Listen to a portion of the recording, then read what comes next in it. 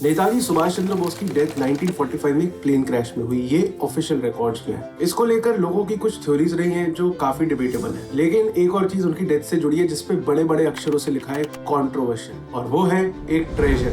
जी हाँ, नेताजी बोस का खजाना जिसकी वैल्यू शायद आज अरबों रुपयों में हो। इतना सारा गोल्ड, ज्वेलरी और कई तरह के वैल्यूएबल से भरा था ये खजाना, जिसका पता आज तक कोई ढंग से नहीं लगा पाया। और सबसे हैरत की बात है कि 1950s के अराउंड कई दफा गवर्नमेंट को इसकी वार्निंग तक दी गई, लेकिन तब की गवर्नमेंट पे इल्जाम है कि उसने इस गुत्थी को सुलझाने के लिए कुछ खास कदम नहीं उठाए। क्या था इस खजाने में, इसका हिसाब क्या हुआ, ये नेताजी से दूर कैसे हुआ और इसका अंजाम क्या निकला, प्लीज बहुत ध्यान से सुनना, बहुत इंटरेस्टिंग कहानी है।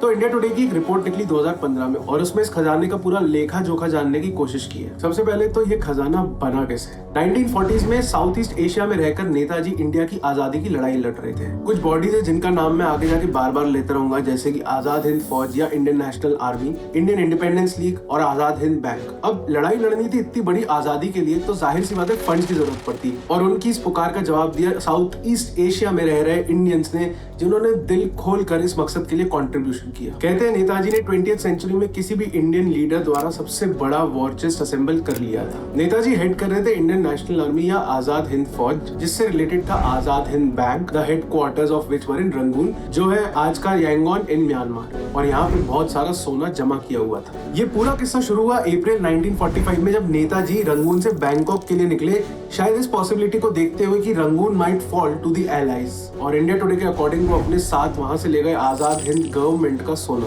इस बात को लेकर थोड़ी डिबेट है कि कितना सोना। बैंक के चेयरमैन के हिसाब से 63.5 किलोग्राम ऑफ गोल्ड। वहीं इंडियन इंडिपेंडेंस लीग के एक ऑफिशियल के हिसाब से Netaji withdrew treasure worth 1 crore rupees, mostly ornaments in gold bars in 17 small sealed boxes. और अप्रैल 1945 में नेताजी बैंकॉक के लिए निकले रंगून से सोने के साथ। अब आता है अगस्त 1945, जब बहुत कुछ बदलने वाला था।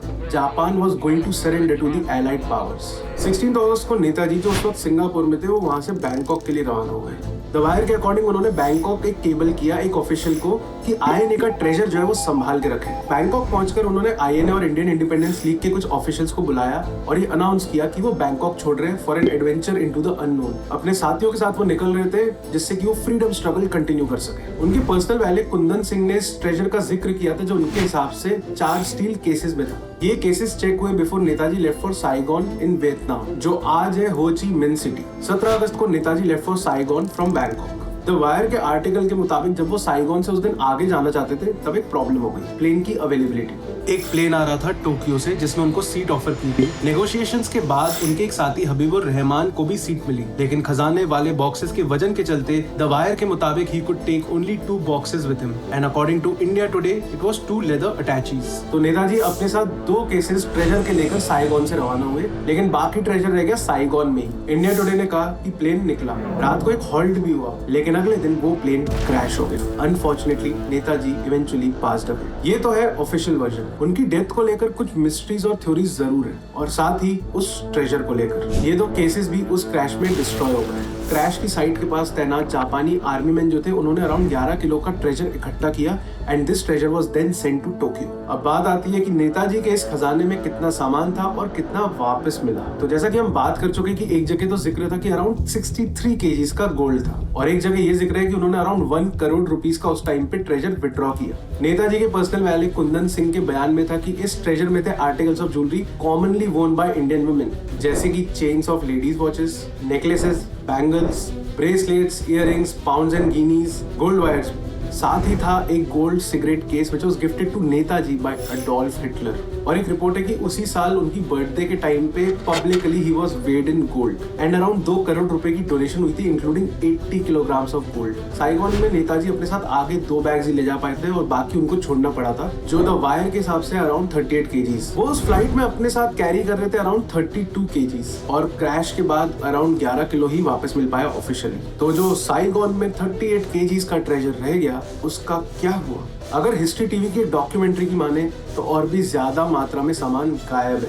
उसमें अकाउंट्स बताए गए अलग अलग सामग्री के जो नेताजी और आईएनए की थी। जैसे कि क्रैश के 2 दिन बाद आजाद हिंद गवर्नमेंट के तब के फाइनेंस मिनिस्टर ने एक करेंसी को कन्वर्ट कराया था 155 केजीज ऑफ गोल्ड में, जिसमें से कुछ गोल्ड बाद में फ्रेंच ने रिकवर भी किया था from the Indian Independence league. लेकिन बाकी गोल्ड कहाँ गया? हिस्ट्री टीवी की डॉक्यूमेंट्री सेज की ब्रिटिश आर्काइव्स में एक फाइल है जिसमें जिक्र है कि आईएनए और आईआईएल के मेंबर्स ने साउथ ईस्ट एशिया में एसेट्स जो गिव अप किए थे उनकी प्रेजेंट डे वैल्यू होती है अराउंड $20 मिलियन।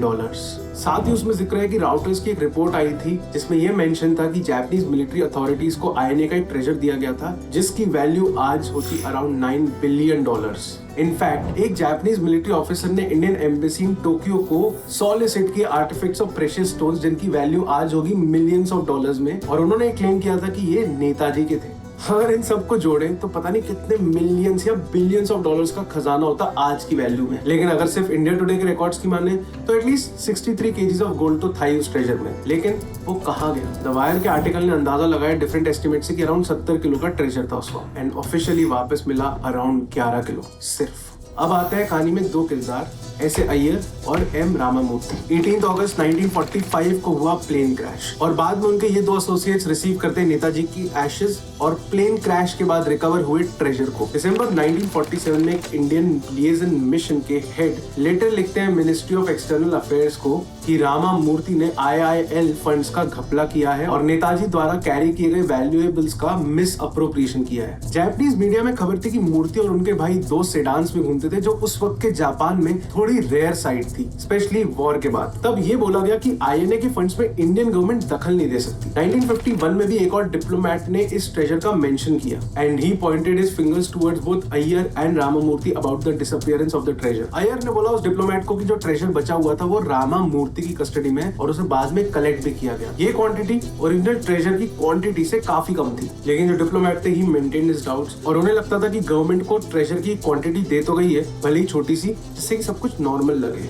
आर.डी. साथे, I hope I got that name right, ये थे official ministry of external affairs के। उन्होंने फिर 1950s में एक वार्निंग दी कि साइगोन में ट्रेजर रह गया है एंड उसका क्या हुआ दैट इज अ मिस्ट्री। उन्होंने भी अय्यर और रामामूर्ति को इस ट्रेजर से जोड़ा है। इंडिया टुडे की रिपोर्ट के हिसाब से उस टाइम के पीएम जवाहरलाल नेहरू ने साथे के इस वार्निंग नोट को देखा था। 1952 में पार्लियामेंट में पंडित नेहरू ने रिपोर्ट कोट की थी अय्यर की, जिसमें कंफर्म किया था कि नेताजी सुभाष चंद्र बोस की मौत एक प्लेन क्रैश में हुई थी इन ताइवान। पंडित नेहरू के कैबिनेट में बाद में डिबेट भी हुआ कि इस बचे हुए ट्रेजर के रिमेन्स का क्या करना है and it was eventually kept in the national museum जो उस वक्त राष्ट्रपति भवन में था। एक इंडियन एम्बेसडर ने फिर 1955 में इसकी इंक्वायरी करने की मांग की। शाहनवाज कमेटी सेटअप हुई 1956 में टू प्रोब नेताजीज डिसअपीयरेंस और उसने भी इस ट्रेजर के लिए एक इंक्वायरी रेकमेंड की थी। अय्यर को 1950s में पंडित नेहरू के 5 ईयर प्लान स्कीम के लिए एडवाइजर भी अपॉइंट किया गया था, तो इसलिए भी लोग सवाल उठाते हैं। द वायर में एक लेटर दिखा 1953 का जहां पंडित नेहरू ने West Bengal chief minister doctor BC Roy को बोला